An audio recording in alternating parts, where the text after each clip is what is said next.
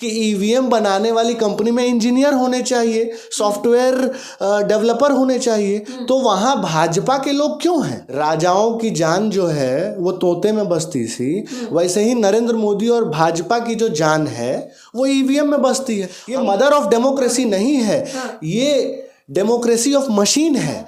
मध्य प्रदेश में 200 सीटों पर कांग्रेस जो है वो बैलेट पेपर पे जीतती है, और जब ईवीएम के रुझान आते हैं तो भाजपा वहां पे सरकार बना लेती है। ईवीएम और वीवीपैट के पर्चियों में जो डिफरेंस आ रहा है ये बहुत बड़ा कारण है। किसान सड़कों पर है, नौजवान सड़कों पर है, और फिर भी ये भाजपाई और नरेंद्र मोदी कहते हैं कि 400 पार। भाजपा के नेता खुद कह रहे हैं कि हमको चुनाव हराया जा रहा है ईवीएम से। आप जाके उनके बयान तो दिखाइए। इन्हीं के बड़े बड़े नेता जो नरेंद्र मोदी को चुनौती दे रहे हैं, उन्हीं को जो है ईवीएम से हराया जा रहा है। तो ईवीएम के साथ जो पर्चा निकल रहा है उसको बैलेट बॉक्स में डाल के ईवीएम और उसकी दोनों की गिनती एक साथ करा दो।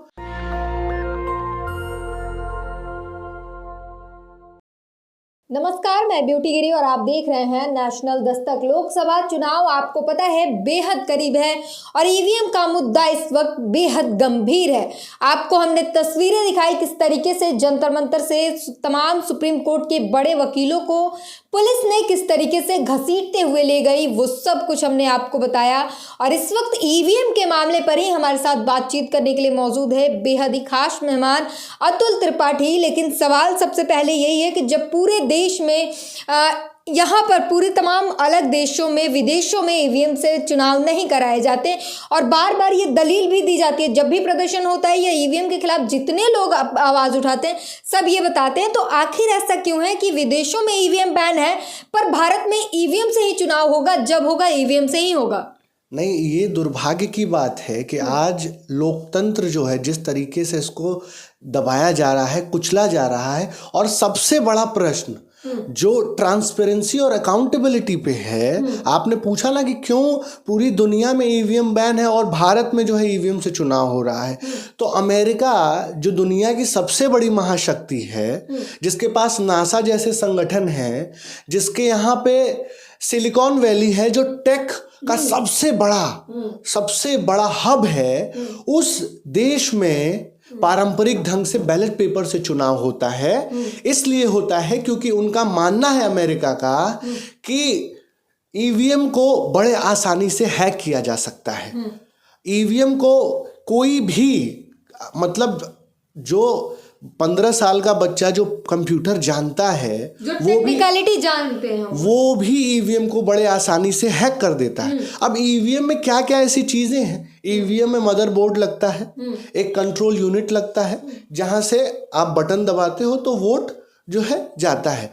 जो मदरबोर्ड है वो किसी भी इलेक्ट्रोमैग्नेटिक वस्तु, जो इलेक्ट्रोमैग्नेटिक उपकरण है, उससे उसको जो है वो किया जा सकता है, उसमें गड़बड़ी की जा सकती है। लेकिन बात यह है कि तमाम जो चीजें हैं वो मानते हैं हैक हो जाती है, लेकिन जो टीवी मीडिया की बात कर ले, अखबार की बात करें, तो प्रोग्राम चलाते हैं और बताते हैं कि वेयर हाउस में रखने से पहले, उसे निकालने के बाद, जब निकाली जाती है तब हर वक्त विपक्ष के नेता मौजूद होते हैं, चुनाव आयोग के अधिकारी मौजूद होते हैं, वीडियोग्राफी की जाती है।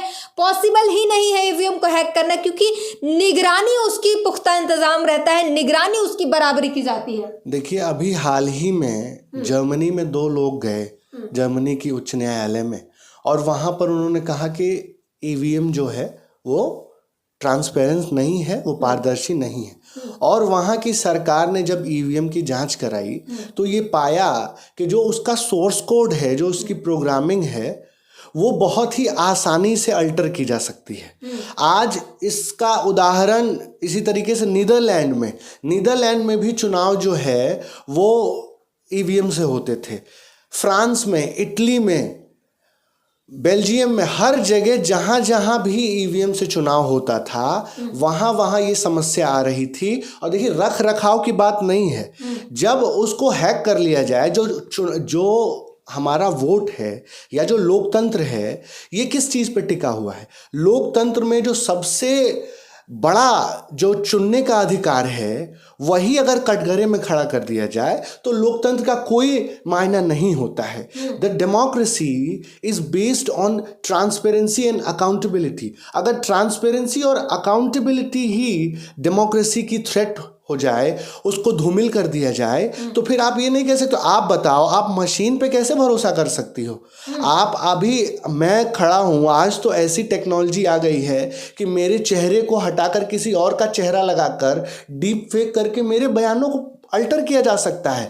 जब यहाँ से बैठे चंद्रयान की लैंडिंग चंद्रमा पे हो सकती है, जब अनमैन्ड व्हीकल जो है वो सीरिया में बम बरसा सकते हैं, जब ड्रोन जिसमें कोई आदमी नहीं होता है एक बटन से जो है आंसू गैस के गोले किसानों पे छोड़े जा सकते हैं, तो आप बताइए ना कि उस ईवीएम में कौन सा, उसमें भी तो वही मदरबोर्ड लगा है, वही प्रोग्रामिंग हुई है, वही जावा C++ पाइथन की प्रोग्रामिंग है जिसको प्रोग्रामर्स एक रूम में बैठ करके उसको टैकल करके उसको हैक कर सकते हैं। और क्या आज के समय में क्या अमेरिका से तो बड़ा कोई महाशक्ति नहीं है, चाहे टेक्नोलॉजी हो, चाहे मिलिट्री हो, मोदी जी हर संभव कोशिश कर रहे हैं। नहीं, आज के दौर में ईवीएम जो है एक बहुत बड़ा लोकतंत्र पर प्रहार है, क्योंकि ईवीएम की जो स्वायत्ता है, जो उसकी पवित्रता है, वो कटघरे में खड़ी है।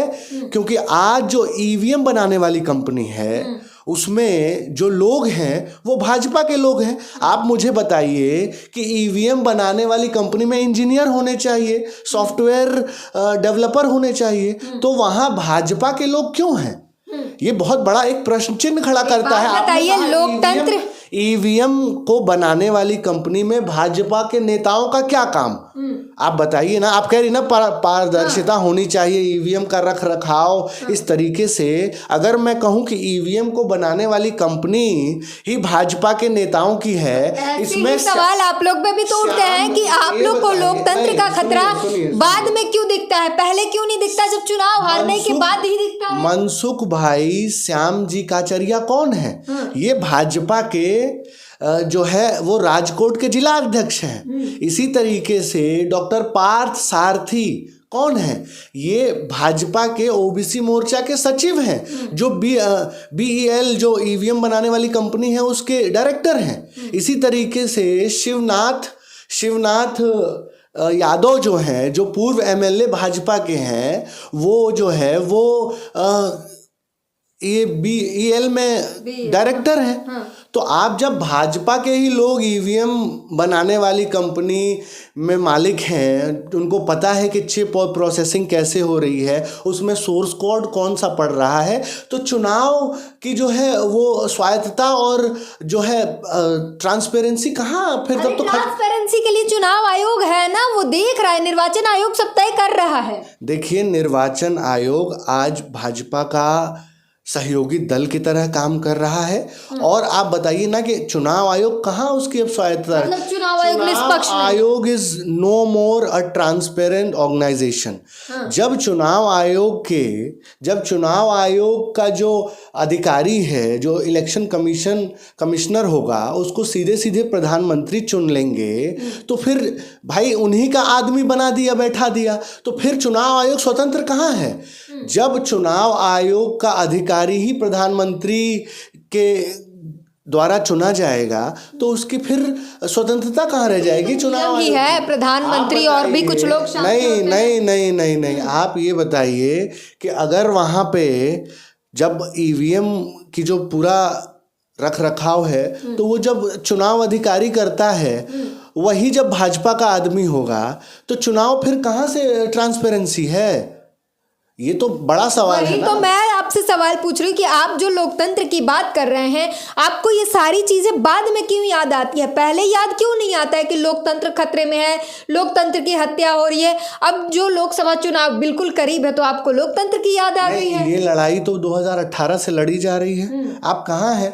ये तो मीडिया का आज काला दौर है कि ये जो अहम मुद्दे हैं वो नहीं दिखाती है। और नरेंद्र मोदी जैसे पहले के समय में राजाओं की जान जो है वो तोते में बसती थी, वैसे ही नरेंद्र मोदी और भाजपा की जो जान है वो ईवीएम में बसती है। हम तो कह रहे हैं कि पर्चा मिलान क्यों नहीं हो सकता है। अगर आप कह रहे हो कि इस देश को संविधान बाबा साहब का ही अधिकार देता है फ्री एंड फेयर इलेक्शन का, वो हमारा संवैधानिक अधिकार है। और लोकतंत्र जो डेमोक्रेसी है उसका धर्म है कि आपके वोटिंग राइट को, जो यूनिवर्सल वोट ऑफ जो सफरेज है, वो आपका जो मताधिकार है, उसका सुरक्षा का जो जिम्मेदारी है वो इस देश के संविधान की है। जब आपका मताधिकार ही सुरक्षित नहीं होगा, जब उसी की जो है प्रामाणिकता कटघरे में होगी, तो आप फिर कैसे कह सकते हो कि ये देश मदर ऑफ डेमोक्रेसी है। ये मदर ऑफ डेमोक्रेसी नहीं है, ये डेमोक्रेसी ऑफ मशीन है। और मशीन हमेशा से इंसान को जो है उसके अंदर मूल्य और नैतिकता होती है। मशीन के अंदर कोई मूल्य और नैतिकता नहीं है। जब सुप्रीम कोर्ट क्यों चुप है? अगर तमाम फैसले दे रहा है सुप्रीम कोर्ट, ध्यान दे रहा है लोकतंत्र पे, तो इस मामले पर सुप्रीम कोर्ट क्यों नहीं बोल रहा? ये दुर्भाग्य की बात है। हम लगातार हम सुप्रीम कोर्ट में अपनी बात को रख रहे हैं, PIL के माध्यम से रख रहे हैं, लेकिन नहीं लगता कि ये जरूरी मुद्दा है। येन केन प्रकारेण सुप्रीम कोर्ट में वो मुद्दे नहीं उठाए जा रहे हैं। ये दुर्भाग्य की बात है। लेकिन अभी आपने देखा कि जिस तरीके से हमने इलेक्टोरल बॉन्ड का, हम 2018 में ही जब इलेक्टोरल बॉन्ड आया तो हमने प्रश्न उठाया कि इस इलेक्टोरल बॉन्ड से हिंदुस्तान के इतिहास का सबसे बड़ा चुनावी चंदा घोटाला होगा। और आपने देखा किस तरीके से 2018 की पिटीशन आज जब 2024 में उसके ऊपर जब सुनवाई हुई, फाइनल वर्डिक्ट आया, तो किस तरीके से सुप्रीम कोर्ट ने माना कि सबसे बड़ा भ्रष्टाचार इलेक्टोरल बॉन्ड के माध्यम से हुआ और उसने स्ट्राइक डाउन किया। एक ऐतिहासिक फैसला लेकर के जो है उन्होंने इसको स्ट्राइक डाउन किया इलेक्टोरल बॉन्ड को। और आपने देखा कि किस तरीके से भाजपा, जो दुनिया की सबसे अमीर पार्टी बन गई इलेक्टोरल बॉन्ड के माध्यम से, हजारों करोड़ रुपए का चंदा घोटाला, आज अगर इलेक्टोरल बॉन्ड की जांच हो जाए तो पूरी भाजपा, नरेंद्र मोदी जो है वो जेल में जाएंगे। क्योंकि आप मतलब अंदाजा भी नहीं लगा सकती कि इलेक्टोरल बॉन्ड के माध्यम से कितना बड़ा घोटाला हुआ है। अगर ईवीएम की भी जांच, अगर मोदी को बदनाम करने के लिए पूरी शक्ति झोंक दिया, मोदी को बदनाम करने वाली बात नहीं है। ये जो लोकतंत्र का पर्व है, ये जो लोकतंत्र का उत्साह है, उत्सव है, उसको और प्रामाणिक, उसको और क्रेडिबल बनाने की हमारी लड़ाई है। हम लोग जो इस देश के, जो बाबा साहेब ने जो बात अपने संविधान में कही कि इस देश को पूरा अधिकार है, इस देश के लोकतंत्र को अपना इस जमहूरियत में अपने जो शहंशाह को इलेक्शन के माध्यम से चुनने का, तो वो जो जमहूरियत, वो जो प्रजा को जो चुनने का अधिकार है, उस प्रक्रिया को, उस चुनने की प्रक्रिया को हम और पारदर्शी और सत्यापित और ट्रांसपेरेंट बनाना चाहते हैं। बूथ लूटे जाएंगे अगर बैलेट पेपर से हुआ तो, गुंडागर्दी होगी जब पहले होता था। बाबा आदम का जमाना है। आप बताइए ना, इस समय जब ईवीएम से वोट पड़ रहा है तो कौन सा, आज तो ईवीएम ही लूटा जा रहा है। चंडीगढ़ का चुनाव नहीं देखा, मेयर चुनाव नहीं, हम तो धांधली। हाँ, तो ये तो चंडीगढ़ का तो धांधली कहाँ हो पाई धांधली। CCTV और सर्विलांस का आज जमाना है मेरी बहन। बेवकूफ बनाना ये सरकार लोगों को बंद करे। आज जो है जब सर्विलांस का और CCTV का जमाना है तो आज कोई बूथ नहीं लूट सकता है। जब मोदी जी भारत को टेक्निकल के माध्यम से आधुनिक बनाना चाहते हैं, भारत का विकास करना चाहते हैं, आप पिछली सदी में वापस जाना चाहते हैं, क्यों नहीं चाहते भारत का विकास हो? मोदी जी लगातार प्रयासरत है। अमेरिका पिछली सदी में है, आज क्यों अमेरिका जो है पारंपरिक उससे जो है वोट कराता है प्रक्रिया से? क्या अमेरिका से बड़ा विकसित देश है भारत?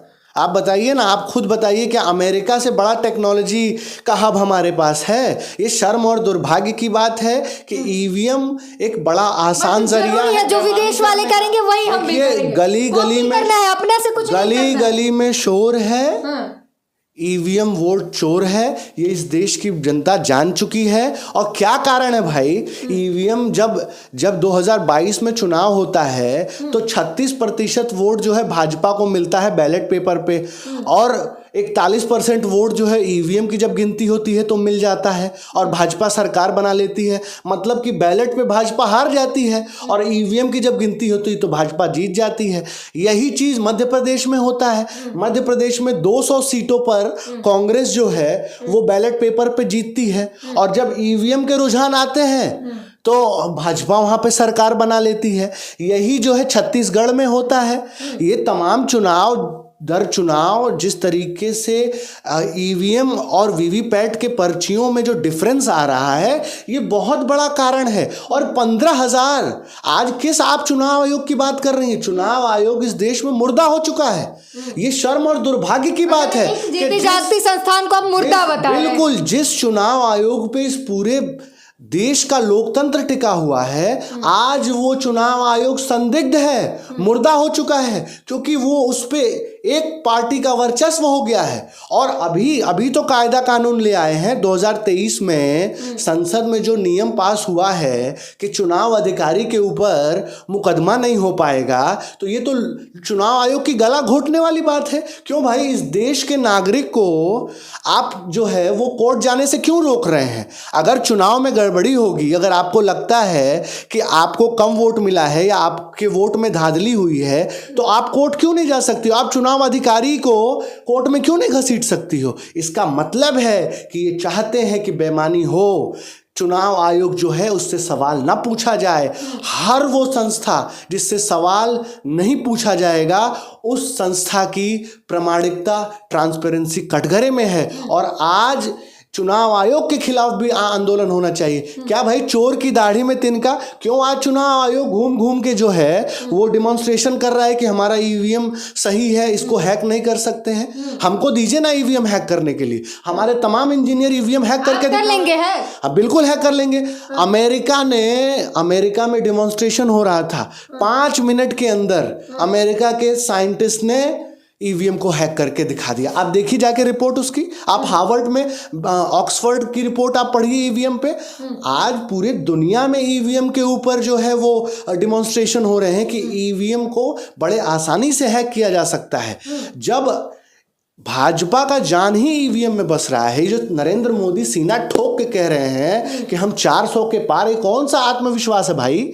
ये कौन सा प्यार है? कोई जनता का प्यार नहीं। आज जाके देखिए, दिल में राज करते हैं, जनता के दिल में बसते हैं। लाखों लोग, आज 10 साल की एंटी कंबेंसी है, किसान सड़कों पर है, नौजवान सड़कों पर है, और फिर भी ये भाजपाई और नरेंद्र मोदी कहते हैं कि 400 पार। इनका इंटरनल सर्वे जो आरएसएस करती है वो कहती है कि 150 से ज्यादा सीट नहीं आ रही है। जनता भी कह रही है 400। नहीं, जनता नहीं, ये मोदी है तो मुमकिन है, ये जनता कह रही है। ईवीएम है तो मुमकिन है। ये जो ईवीएम की ताकत है, इसलिए नरेंद्र मोदी कह रहे हैं 400 के पार।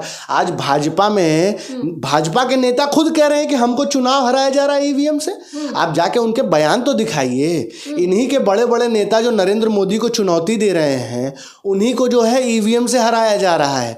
तो ईवीएम एक बहुत बड़ा घोटाला है। इसकी अगर जांच होगी तो हिंदुस्तान के 75 साल के इलेक्टोरल डेमोक्रेसी में अगर सबसे बड़ा कुछ घोटाला होगा तो वो ईवीएम घोटाला होगा, क्योंकि ईवीएम के माध्यम से भाजपा इस देश को नरक बनाना चाह रही है। इस देश में जो है वो तानाशाही और डिक्टेटरशिप कर रहा है। बीजेपी के पहले ईवीएम पाक साफ था और बीजेपी के बाद घोटालेबाज हो गया, चोर हो गया। नहीं, हम कह रहे हैं जब टेक्नोलॉजी बदलती है तो टेक्नोलॉजी के साथ, और नेचर का लॉ है बदलाव ही नेचर का नियम है। आज बहुत उन्नत विकसित जो है टेक्नोलॉजी आ चुकी है। जिस समय ईवीएम का इंट्रोडक्शन लोकतंत्र में हुआ था उस समय बहुत इसका स्वागत किया गया था, क्योंकि उस समय टेक्नोलॉजी इस तरीके से बदलाव की बात कर रहे हैं तो पहले सुनिए। आप नोकिया फोन चलाते हैं, कीपैड चलाते हैं, स्मार्टफोन चलाते हैं, सब आगे अपडेट हो रहे हैं। तो आप बताइए ना, आप नोकिया फोन चलाते थे, फिर वापस बैलेट पेपर पे नहीं जाना चाहते हैं या जब नोकिया कीपैड पे जाना चाहते हैं? हाँ, तो आप आज भी जो है रोटी डाउनलोड करके खा लीजिए, रिश्ते जो है कंप्यूटर से वो कर लीजिए। आप सुनिए, हमारी बात समझिए, चलिए चलना जो है अपने अंदर चिप लगा लीजिए। ये सब आप एक बात समझिए, ना तो रोटी जो है कंप्यूटर से डाउनलोड हो सकती है, ना कंप्यूटर इमोशन समझता है। देश भावना से चलता है, सत्य की भावना, नैतिकता, ये जो इमोशंस हैं ये डेमोक्रेटिक इमोशंस हैं। नैतिकता कंप्यूटर नहीं बताएगा, ठीक है, कंप्यूटर को चलाने वाला ये आदमी प्लान होता क्या है, अब आगे का प्लान क्या है ईवीएम बता रहे हैं।